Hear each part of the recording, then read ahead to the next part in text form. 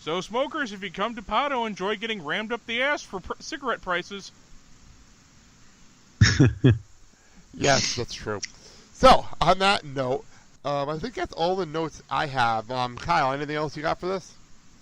I'm just going to restate my position on this. They knew what they were getting into. Yeah, it's well, it says I actually did write down roofers' personal politics do come into play. I do agree. I mean, if I know and going to work for a gangster like this, I actually would be like, no, pass the buck, pass it off to somebody else. If you decide to do this, you know what you're getting into. This is very, very true. It's like the old saying, caveat emptor, let the buyer beware. Yes. So are you guys? So is your fear that you're going to get killed the way that roofer did, or your fear is that you just don't want to get like involved with a, like a Godfather kind of? I may call on you again to do another. Are you worried that like a week from now he's going to call you up and say, "Hey, you have to come bury a body in my backyard," or are you worried for your physical safety? It's a little of both, actually. See, I don't want to get shot, but yeah, that's a good point. I didn't think about the getting called up for a favor aspect of that. Well, I mean, just statistically, you're probably not going to get killed because it's not like that happens very frequently where a guy's house gets blown up by a rival mobster or something, So you can probably play the odds and come out ahead on that one. Very likely that you're going to be called up to bury a body. Mm-hmm. Well, you might think that might happen more than getting blown up, oddly enough. Yeah, it's one of those where if you find yourself up at 3 a.m. helping to bury a corpse, it's time to re-examine your life choices. See, I'd be more worried that like if I did if I did a job and then he was like, yeah, you know what? I don't like this. Take up all these tiles and put down different ones, and then like and don't charge me for it. And I'm like, oh my god, now I'm, I'd just be worried financially that he would take advantage of me more so than like risk to my physical safety. I'd be worried that if I refuse without getting paid, that I wind up finding a horse's head in my bed. Well, it's funny you mentioned long show. You mentioned moving a dead body. I just finished. I think a little spoiler alert to people. I had just finished recently watching Riverdale season 1. Yeah. And there's a big deal in there where someone actually unwillingly was told to, I need you to take care of this, and he walked in and the guy was shot, and he has to move out, take care of this dead body out of nowhere, and suddenly he's being arrested for murder, even though he had nothing to do with it. Yeah. He had nothing to do with the murder. He's his cleanup job. Sounds like something. Classic Archie. Sounds like that's a great show. I didn't expect how great that show was. It's a great show. Sounds like something out of Tales from the Crypt. Yeah, well, I never said the show wasn't weird. I just said the show was good. Well, knowing how weird the show is, how did they not offer Jughead to eat the evidence? No, Jughead is right now his father actually was the one that hid the body. Wow. I've never seen Jughead's parents in the comics. Yeah, his father ends up his father's actually one of the heads of a biker gang in Riverdale.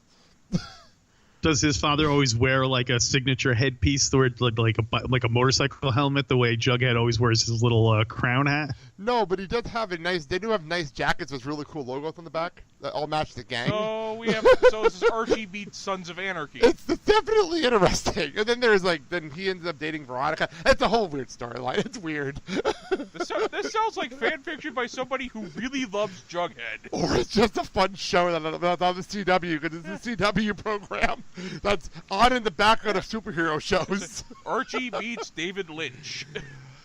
Anyway, is it the third time I brought up Riverdale on this podcast at this point? Can you tell when we recorded this I was watching the show? No, we couldn't. So, anyway, let's actually start wrapping this up then. Alex, well, I have one more thing. A factoid about this minute. Go for it.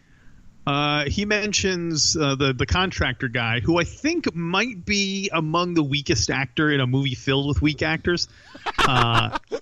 He says he works for Dun and Ready Home Improvement, right. And in Chasing Amy, when they go to the building that the bank holdup studios is, I haven't seen Chasing Amy for decades, so I don't remember. But apparently, they're on the third floor. Dun and Ready Home Improvements is one of the tenants in that same building. So why am I not surprised that Kevin would actually be that consistent? Yeah.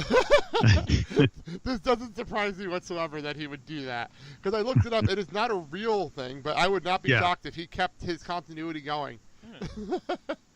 Whatsoever. I'm a book nerd to the end. Yeah, I agree with that 100%. That's a good catch because I did not think about that. Because I looked it up and I knew it wasn't a real place, but that does sound like something he would do. I assumed it was just like friends of his that he was kind of like giving a shout out to or something, you know? But, that wouldn't surprise me. Anyhow, we were ready. So far in the movie, we've seen Scott Mosier, who is his producer, in the movie twice at 2 different characters. Wow. And Walt Flanagan twice at this point as well. Like, we've seen these guys twice already. Now, are you sure they're different characters? Yes. As a matter of fact, Kevin has said that, actually. They just show up as like 5 different characters throughout the movie. Also, it's not like the same character just wearing different disguises because he's stalking Dante or something. No, at one point, you don't even see Walt's face. At one point, we were joking around that I think we said that I think Walt had a kid, so that's why he was standing there holding Huggy, so it didn't know it was his real-life personality. One of those things. Said, Clerks goes into single white female territory. Well, on that note, I'm actually looking up the Chasing Amy thing as we're talking, and actually, you're absolutely right about that. Yeah. That someone actually freeze framed that, and you're right. Oh, well. So good catch on that. Very nice. So movies by minutes. Movies by minutes. That's a very good point. Well done. You get a gold star for today. So on that note, I think we got everything here. Alex, we'll throw it to you for your plugs. You got two Movie by Minute podcasts you're in the middle of, so go right ahead. Yes, I am the co-host of Star Wars Minute, which is doing the Star Wars movies, what you guys are doing for Clerks. And then I recently started another one, Godfather Minute, as you mentioned. I do that one with my brother, and that's where we go through the Godfather minute by minute. And that's only one episode a week, so it's going to take us a long time to get through this thing. I meant to ask you that because we're doing 3 days a week. Yeah. Wow. Mm-hmm. We're doing 3 days a week. What made you decision to do it as a weekly show?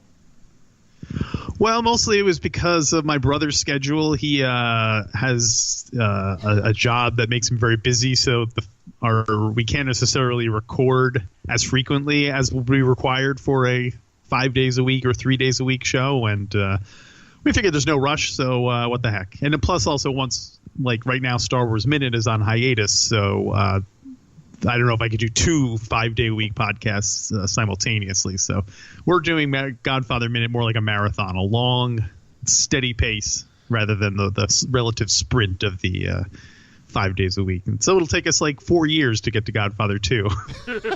So we're in it for the long haul. Hey, you know what? That's absolutely fine. It's actually nice on Sunday mornings to wake up to, I got a nice 25-minute podcast listen to on Sunday morning. It's actually really nice. Yeah, as someone whose podcast feed has like 10 gigabytes of unlistened to podcasts, I thought people might appreciate a kind of one and done thing. It's very, very true. And be thankful you're not doing the extended versions of The Lord of the Rings. Oh yeah, we discussed that recently, and how I feel bad for the Lord of the Rings Minute guys. I really do If feel you're bad lucky, for you might them. get halfway through the extended version of Fellowship in about a decade. Well, we were saying how we're doing 2 movies. We're doing this at Clerks 2, and combined, they are shorter than Lord of the Rings Fellowship Extended Edition. Wow. So that says something right there. So, all right. On that note, thank you so much, Alex, for coming on. This was a lot of fun and really my cool. pleasure. So, we are part of the Filling the Void Podcast Network. You can find us on Facebook, Twitter, Instagram, and we're on Patreon. Everything's at Clerks Minute. We have t-shirts at TeePublic. We're all over the place. Find us and help us out. Support the show. We're doing the Patreon show where we're talking about the cartoon Clerks animated series. At this point, we're on episode 2. We're doing a monthly show. And if you help us out, we can grow that into almost a weekly show. So people, please support our Patreon page. On that note, thank you so much for joining us for Star Wars Week. This was a lot of fun. Thank you to Alex, Pete the Retailer, and Jason Powell for joining us this week on Star Wars Week. This was great. And on that note, thank you so much for listening to the Clerks Minute. I'm Blake. I'm Kyle. Have a good day, everybody. Babyface Bambino. Noise. snoring, smoking weed, doing coke, drinking beers, drinking beer.